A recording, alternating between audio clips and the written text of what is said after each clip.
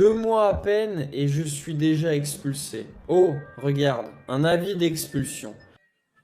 J'ai tenté d'ouvrir une concession auto avec peu de moyens. Est-ce possible avec moins de 5000 $? Derrière moi se trouve le garage censé tout faire. Et en moins de 2 mois, je suis déjà expulsé. C'est un vrai cauchemar. J'ai investi tellement d'argent, de temps, tout dans ce garage. Aujourd'hui, je vous montre le bon côté. Mon nouveau garage, un peu plus cher. On y amène nos voitures et je vous montre l'avancée. Je m'appelle Flying Wheels. Voici comment lancer un commerce automobile avec un budget limité. Allons-y.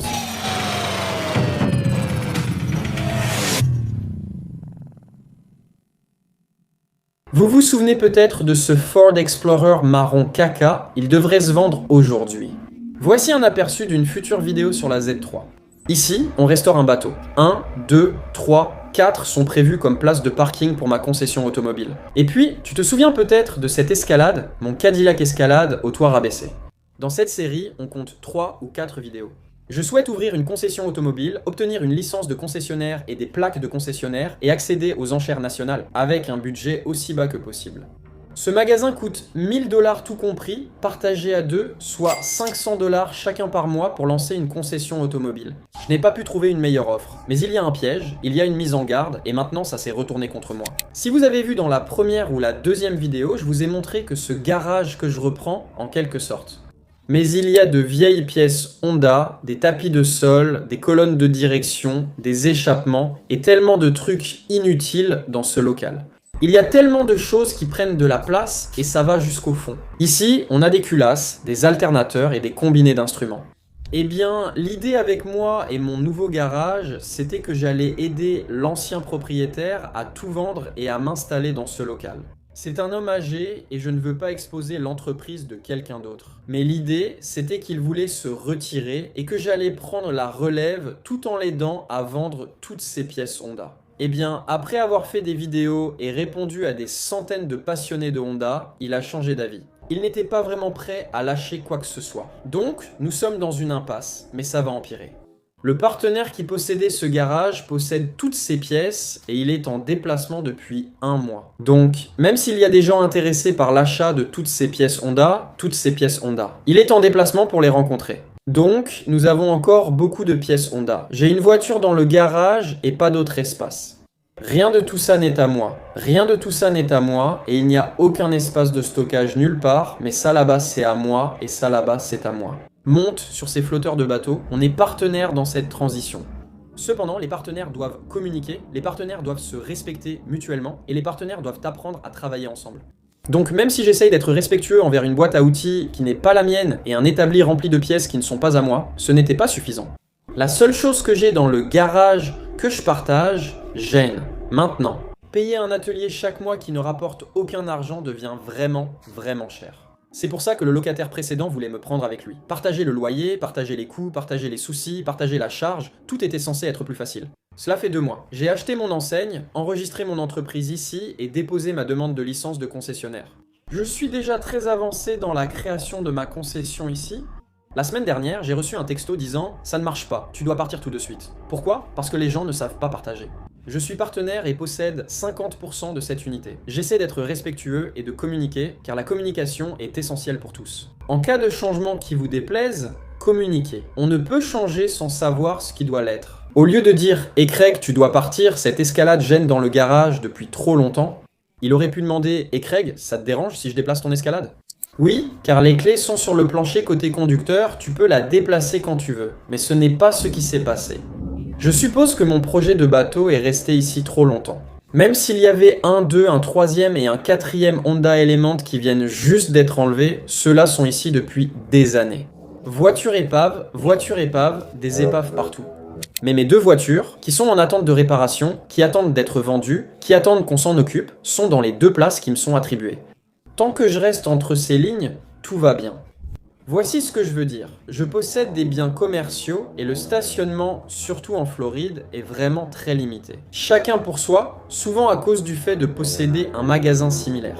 Je sais que dès qu'une place se libère, elle va traditionnellement être prise tout de suite par quelqu'un d'autre. Avec leurs bricoles, leurs trucs et leurs projets, mais moi, se garer ici temporairement pour occuper ces places et empêcher qu'elles soient prises, c'est strictement interdit. Et comme on l'a appris à la maternelle, il faut apprendre à partager.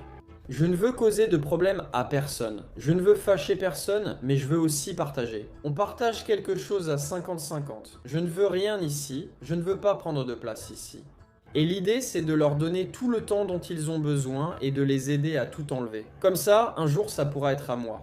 Si tu regardes mes vidéos, je bouge beaucoup, même ici, je passe vite d'une séquence à l'autre. J'ai déjà enregistré mon entreprise, obtenu mon numéro de taxe sur les ventes, mon EIN, mes autocollants et soumis ma licence. Tout est prêt à démarrer. Alors, quand il a découvert à quelle vitesse j'avançais, il s'est vraiment énervé contre moi et il m'a littéralement dit « Craig, waouh, tu avances vite !» Et j'ai dit « Oui, je t'ai dit quelles étaient mes intentions. » J'ai toujours été franc et la transparence est toujours essentielle. J'ai dit « Communication. » Chacun doit savoir ce qui se passe en entrant dans un partenariat. J'ai annoncé obtenir ma licence de concessionnaire et lancer mon entreprise et il a été surpris par la rapidité. J'ai 3 enfants, un prêt immobilier, une vie, une maison, beaucoup de factures, et je ne fais pas ça à côté. Pendant mon temps libre, j'accomplis des choses, et c'est pour ça que j'ai aussi bien réussi dans la vie. Malheureusement, j'avance plus vite que lui, donc ça ne marche pas. Je n'ai pas signé de bail, c'est ma faute. Il n'a pas de bail, il est ici au mois. Quand j'ai voulu signer un bail pour ma demande de licence de concessionnaire, il a refusé. Je pense qu'il est temps que tu passes à autre chose. Donc j'ai déjà investi 2 mois de mon temps ici et des milliers de dollars. Il s'agit d'environ 2000 $ plus quelques mois de loyer, donc j'essaie de rester sous 5000 $. Et on va déjà dépasser ce budget rien qu'à cause du temps perdu. Maintenant, je le sais et j'ai appris cette leçon encore et encore. Choisir la solution la moins chère peut parfois revenir le plus cher. J'ai perdu 2 mois et gaspillé des milliers de dollars. Faisons une pause, je vais vous donner des nouvelles de mon Bronco. Nous avons de nouvelles bougies, de nouveaux fils, de nouvelles bobines, de nouvelles conduites de carburant, de nouvelles conduites de frein, de nouveaux freins et l'échappement va être installé. Très bientôt. Notre Bronco va être opérationnel. Très bientôt, nous aurons une autre vidéo à ce sujet. En attendant, ma Mustang Coyote 6 vitesses, 5 litres V8 avec plus de 400 chevaux, presque 500 chevaux, est aussi en cours de préparation. Nous installons une suspension à combiner fileté, nous faisons une ligne d'échappement complète depuis les collecteurs jusqu'à l'arrière avec des clapets d'échappement. Cette voiture va être incroyable. On va changer les jantes, les pneus et remettre en état la voiture. J'hésite entre en faire une voiture de drift ou la vendre pour gagner de l'argent. Je veux dire, si j'ai une voiture de drift, je ne fais plus de drift. Elle va juste rester là, mais c'est vraiment amusant. Et j'ai acheté cette voiture pour environ 4000 $.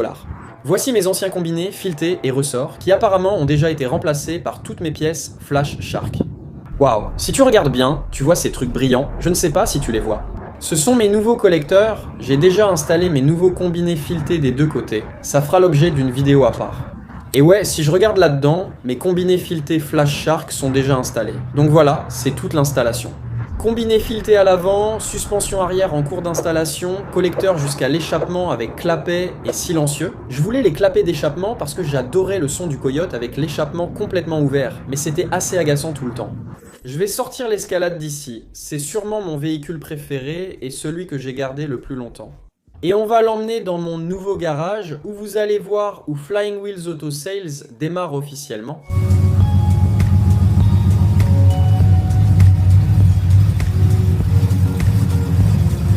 Donc vous tombez en plein milieu de la vidéo sur l'histoire la plus étrange. Il y a une femme au bout de ce bâtiment qui attend un Uber.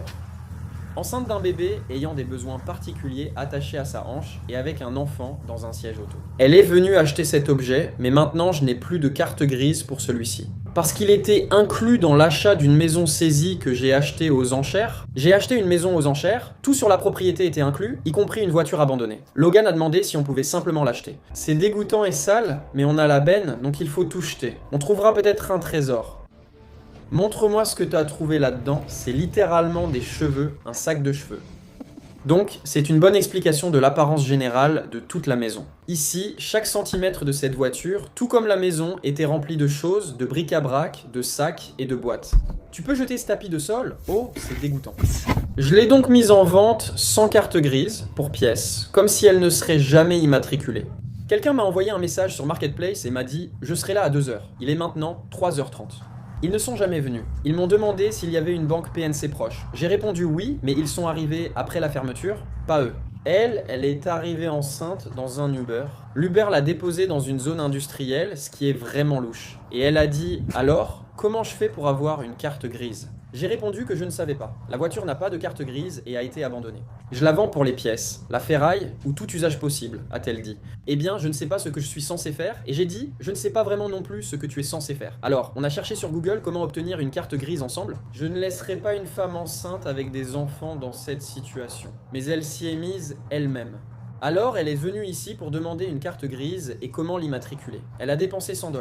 Elle vit à plus d'1 heure d'ici, 100 $ rien que pour venir. Je pense qu'elle est mère célibataire car aucun homme n'est avec elle. Elle ne l'a pas acheté faute d'argent liquide et sans savoir comment récupérer la carte grise. Et elle va dépenser 100 $ pour refaire 1 heure de route et elle attend un Uber en ce moment.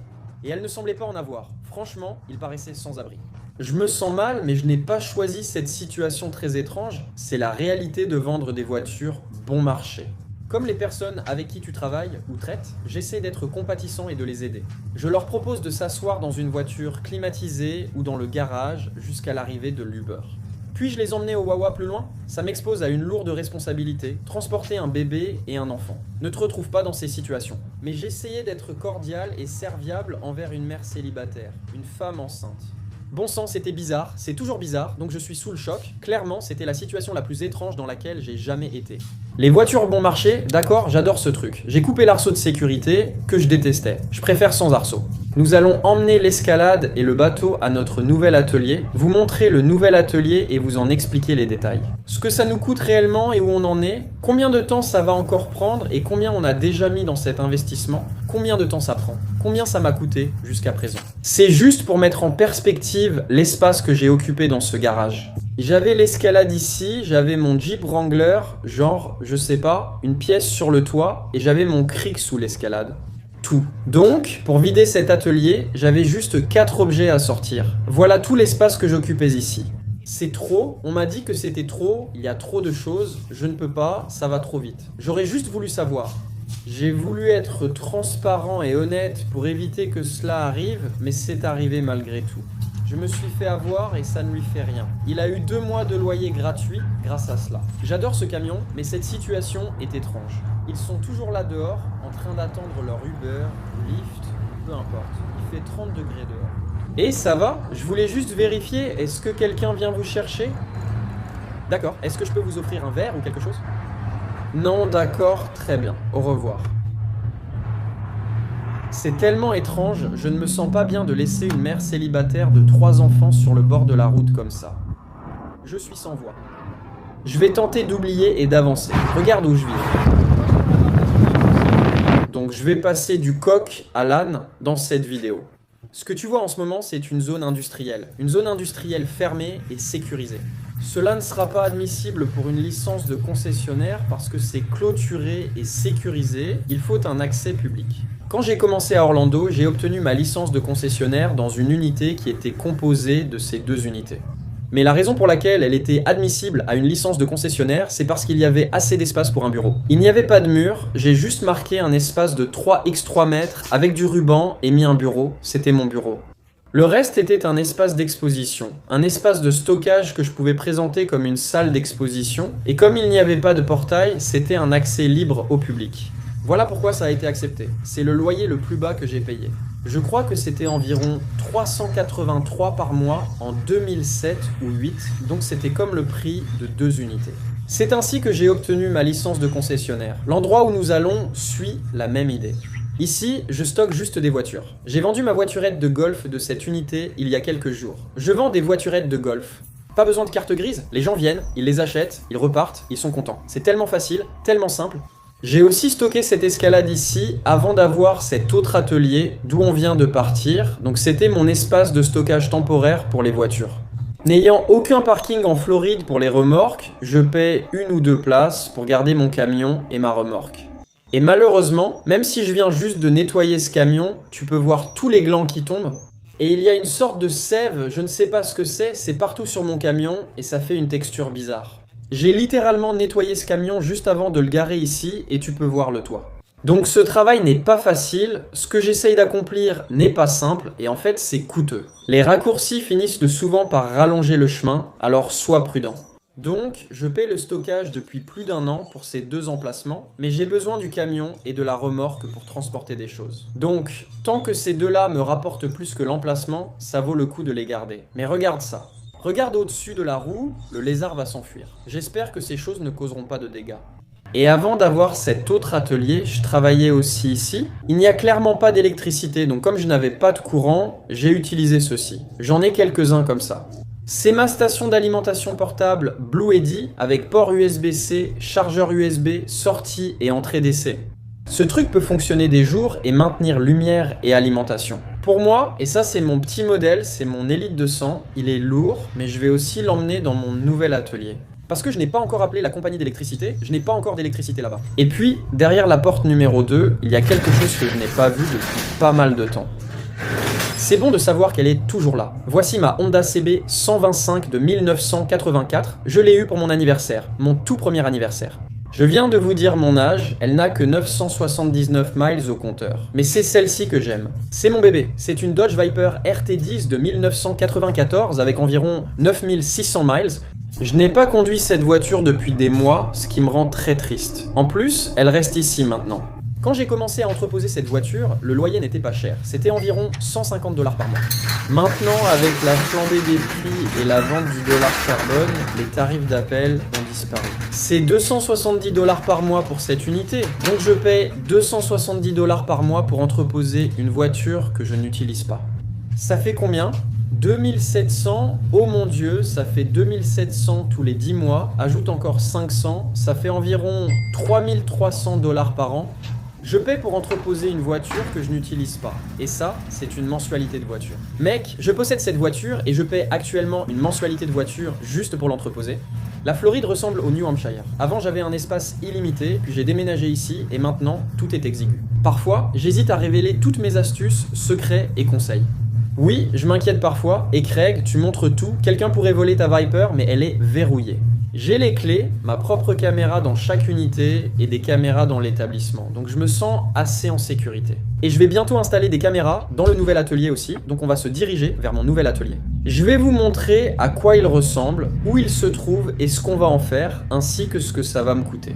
Bienvenue dans le nouveau local de Flying Wheels. Nous avons une entrée, une porte sectionnelle et des places de parking pour 2 voitures. Malheureusement, voyons à quoi ressemble l'intérieur de cet endroit en entrant.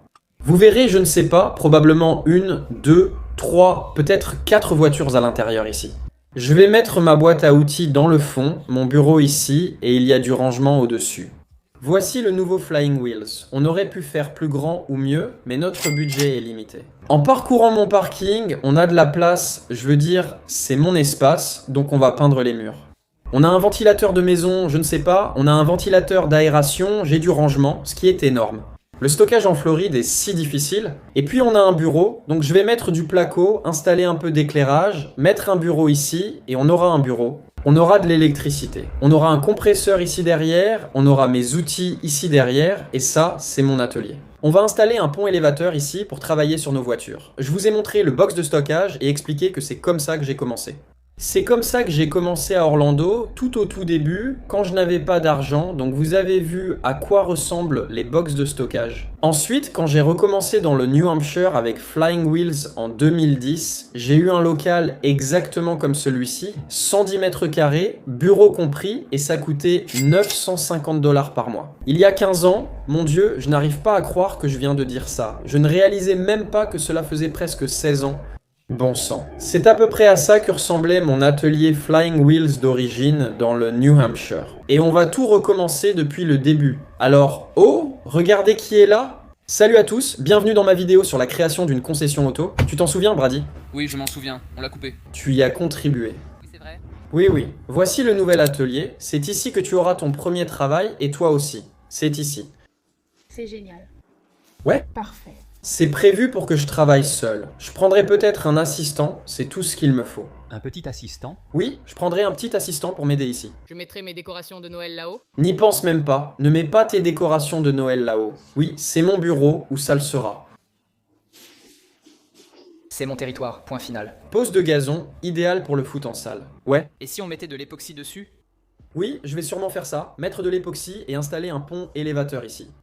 Tu loues cet endroit, non? Ouais, jusqu'à ce qu'ils me vendent tout le complexe. D'accord. En regardant ça, je ne vais pas avoir assez de place pour garer 2 SUV. Donc c'est serré, et essayer de manœuvrer dans cet angle va être difficile aussi.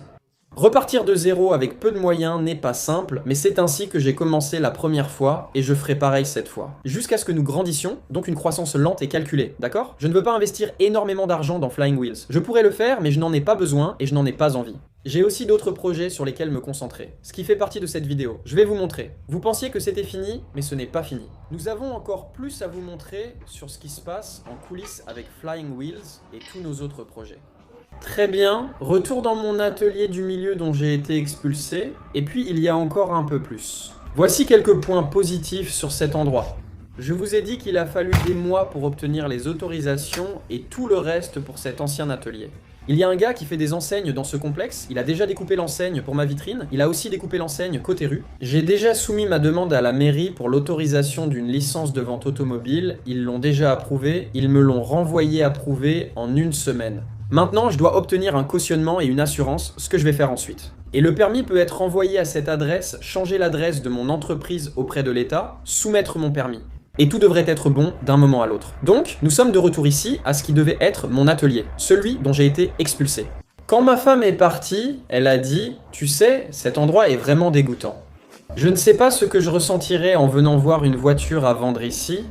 D'un point de vue féminin, je pense qu'elle a raison. C'est rempli de véritables épaves. Juste une épave après l'autre, des épaves, des pneus usés, des pièces détachées. Franchement, l'endroit est vraiment dégoûtant et assez embarrassant. J'ai accepté parce que c'était pas cher, c'est 500 $ par mois, donc pour respecter un budget, je ne peux vraiment pas imaginer un meilleur endroit. Je dispose de places de parking extérieur, d'un parking intérieur et d'un garage pour bricoler, le tout pour 500 $. C'est parfait. Mais du point de vue du consommateur, il y a des déchets ici, des pneus là, il y a une machine à laver et un chariot de supermarché. On dirait qu'une personne sans abri vit là-bas. Ce n'est pas attirant pour quelqu'un qui veut acheter une voiture. Quel genre d'image suis-je en train de donner? J'essaie de me justifier en ce moment, de rationaliser pourquoi je laisse des déchets partout. Mais pour être tout à fait honnête et totalement transparent, j'espérais reprendre le local progressivement, sans pousser qui que ce soit dehors, laisser le partenaire prendre son temps, l'aider, le soutenir. Et puis, finalement, que tout le local soit à moi, parce qu'il est difficile de trouver des locaux, et là j'ai mes endroits, j'ai mon local. Peut-être lui acheter ses outils, une partie de son équipement. Regardez, ce sont juste des trucs qui traînent partout. Que pensez-vous de s'arrêter ici pour regarder une voiture d'occasion? Probablement pas très bien, mais une fois installé dans un local comme dans ce bâtiment, j'adorerais acheter tout le bâtiment. Je possède cela dans le New Hampshire et j'adore, je veux en avoir davantage. Je cherche un espace industriel, commercial et flexible. C'était une bonne occasion d'emménager, rencontrer le propriétaire et nouer de bonnes relations. Quand il ou elle partirait à la retraite, ce serait peut-être mon occasion de reprendre. C'est ce qui s'est passé avec mon magasin à Hampstead et j'aurais aimé que ce soit pareil pour mes locations de boutique. Un jour, lors de l'une de mes premières vidéos sur le lancement de ma concession automobile, je me suis présenté ici. J'avais rencontré ce gars, il était formidable et très serviable. Cet endroit était rempli de voitures à vendre. Il y a une façade sur route, donc les gens qui passent peuvent voir ces locaux. Je l'ai montré dans ma vidéo, c'est ici. Best Price Used Car, voyez le panneau, concessionnaire, c'est un ami à moi. Il est décédé soudainement, il est juste décédé il y a environ 1 mois. Et déjà, ces magasins ont été repris, fraîchement nettoyés. Comme si toute sa vie était là et en 1 mois, toute sa vie a disparu. C'est fou, tout ce pourquoi il a travaillé si dur toute sa vie, et 1 mois plus tard, tout disparaît. C'est dingue d'y penser. Au moment où j'ai appris qu'il était décédé, ce magasin avait déjà été repris. Et je ne veux pas juste m'incruster là-dedans. Je ne sais pas quoi faire, je ne sais pas. Ceci est une vidéo où je parle seul, désolé, je parle trop. C'est triste qu'il soit parti, tout ce pourquoi il a travaillé a disparu 30 jours plus tard. Le lendemain. C'est le lendemain. Quelqu'un vient acheter le Ford Explorer pour 650 $, je le vends pour pièce. J'ai juste besoin de libérer de la place ici parce que je ne peux pas avoir de voitures ici. Dans quelques jours, on va sortir la Z3 d'ici. Je vais tout transférer dans mon nouvel atelier. J'espère vendre l'Explorer, l'escalade est déjà partie, il reste juste le bateau et quelques outils ici. Pour ceux qui se demandent, je viens de vendre cet Explorer pour 650 $. En gros, je l'ai vendu comme indiqué sur l'acte de vente, en état de marche, vendu pour pièce. Aucune carte grise, vendue telle quelle, sans garantie express ou implicite, il n'y a pas de carte grise et aucune ne sera jamais fournie. Véhicule abandonné sur la propriété avec l'accord verbal de l'ancien propriétaire pour le garder ou le vendre. Tous les documents sont signés. Il est parti avec après que je l'ai vendu pour les pièces, puis il a mis une plaque provisoire écrite à la main. Voilà ce qui arrive avec les voitures pas chères. Donc je vous ai fait languir avec ce truc depuis quelques mois maintenant parce que je n'y ai pas touché. Et on était en plein dans l'installation de la concession et dans le déménagement depuis la maison saisie vers cet endroit. C'était une perte de temps totale. Donc ce truc devrait démarrer. Voyons s'il démarre. Clé tournée, clé A, ça démarre tout de suite, en douceur comme du beurre, et c'est une boîte manuelle, un dispositif anti-vol pour la génération Z. D'accord, ramenons-le à l'atelier et voyons s'il tient dans le garage de l'escalade. Nous sommes dans le nouvel atelier et j'ai une bonne nouvelle. Même avec un escalade ici, ça passe. J'ai une grande et une petite voiture. On dirait que je vais pouvoir mettre ça ici, même avec une voiture déjà garée à cet endroit, donc c'est une bonne nouvelle. Pour l'instant, je devrais mettre la première voiture au fond, dans le coin, donc sûrement en placer une ou deux. Je pense que je pourrais mettre 4 à 5 voitures ici, 2 devant, donc 6, 7 voitures. Et on garde notre espace de stockage juste à côté, donc on devrait avoir environ 10 voitures pour commencer.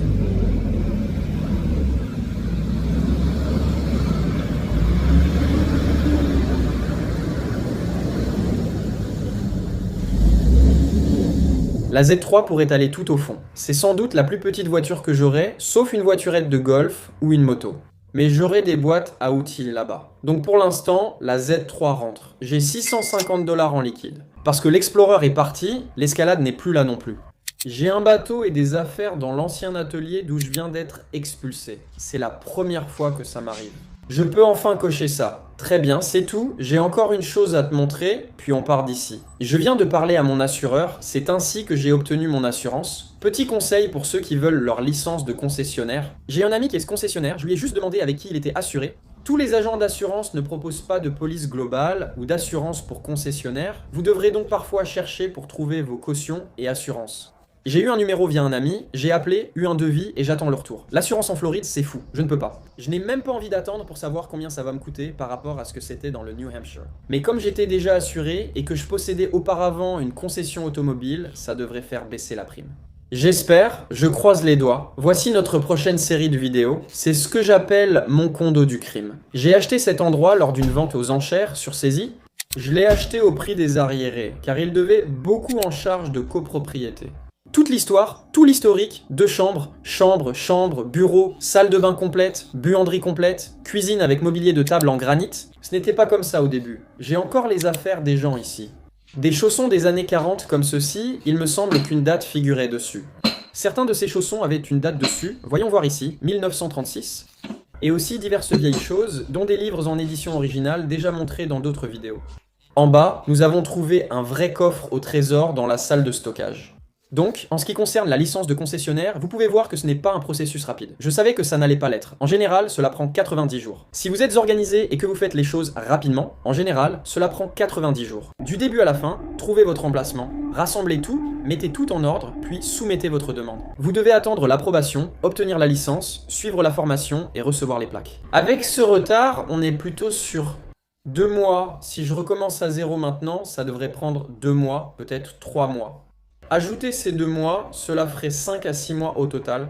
J'ai annoncé finir d'ici la fin de l'année, nous sommes mi-novembre, donc j'espère que ce sera prêt début du premier trimestre. Nous avons notre licence de concessionnaire, nous avons mis en place Flying Wheels Auto Sales, établi en Floride, licence de concessionnaire de Floride, plaque de Floride. Tout est terminé maintenant. Je ne vous ai jamais expliqué pourquoi je nomme cet endroit le Murder Condo, ce n'est pas exagéré. Ce sera le sujet de notre prochaine série, où je raconterai ce qui s'est passé ici.